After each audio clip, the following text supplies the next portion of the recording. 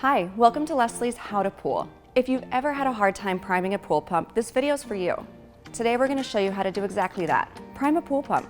Most residential pool pumps are self-priming, meaning they can reprime or automatically generate water flow themselves using only the water in the pump strainer housing after turning on.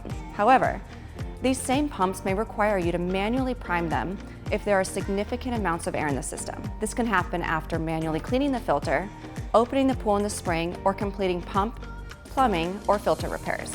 If the pool equipment is above the water level of the pool or spa, a self-priming pump is required. Once primed, a self-priming pump won't lose prime, even with air in the system. However, if there's a mechanical issue or leak with the filter, pump, or valves, then the pump can lose prime whenever the system shuts off. Typically, above-ground pool pumps are not self-priming and don't need to be, because the pump is below the water level of the pool. This type of pump is known as an end suction or flooded suction pump. These types of pumps won't operate properly with air in the system. It's important to have a good prime on your pump so it can circulate the water in your pool the way it needs to for proper sanitation and filtration. Likewise, not having a good prime on your pump could damage the pump seal, which can cause water to leak into the pump motor. If this happens, it may burn out or overheat your motor, possibly damaging pump parts and other equipment.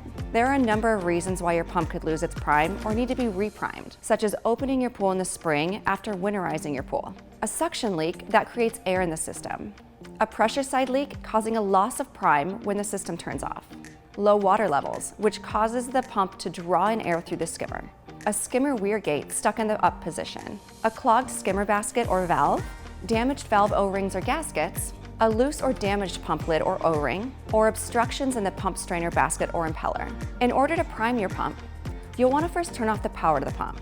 If not turned off at the breaker, make sure the power cannot turn on accidentally. Then if you have a diverter valve that directs water flow from the main drain or skimmer, take note of the current position and reposition it so water will come from the skimmer. If you have a multiport valve on your filter, set it to recirculate.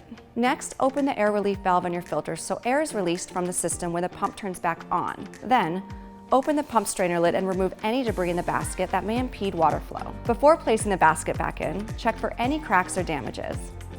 If you have any, you'll want to replace it with a new basket. You'll also want to check your pump lid for any cracks and make sure the attached O-ring is still in good condition and is properly lubricated. Using a garden hose, fill the pump basket with water. You may need to run the hose for a couple of minutes. Once it's full, quickly put the lid back on the housing and hand tighten it. Now with the air relief valve open, the diverter valve to your pool returns open, and your pump lid tightened, turn on the power to your pump. If your pump is primed, you'll see water flowing through the pump basket. If it's not full and constantly flowing through the basket within 30 to 45 seconds, turn the system off and repeat all the steps. If it's still not primed and water isn't flowing, you likely have a suction or pressure side leak in the system that needs attention. Check all lids, O-rings, valves, housings, and the filter to make sure they're in good working condition. You can also try pushing a garden hose into the skimmer line to flush the air out before attempting to prime the pump again. Once water begins flowing after a successful prime, you'll begin to hear air releasing out of the relief valve on your filter. You can close the valve once the air stops and you see a steady stream of water coming out. Let the system run for at least 30 minutes. Then you can shut off the power to the pump and return your suction side diverter valve back to its original position. If you set your filter multiport valve to recirculate, return it to filter. Next, open up your filter's air relief valve again and restart the pump. Once a steady stream of water spurts out, you can close the air relief valve again. Then you're all set. And that's how you prime your pool pump. But if your pump still won't prime after a few attempts, and checking lids, O-rings, and housing, a little more troubleshooting is probably needed. And of course, the experts at Leslie's are always happy to help, because we want you to spend less time maintaining your pool and more time enjoying it.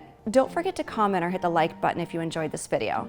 And for more helpful tricks and tips on pool care, subscribe to our YouTube channel and visit our blog at lesliespool.com.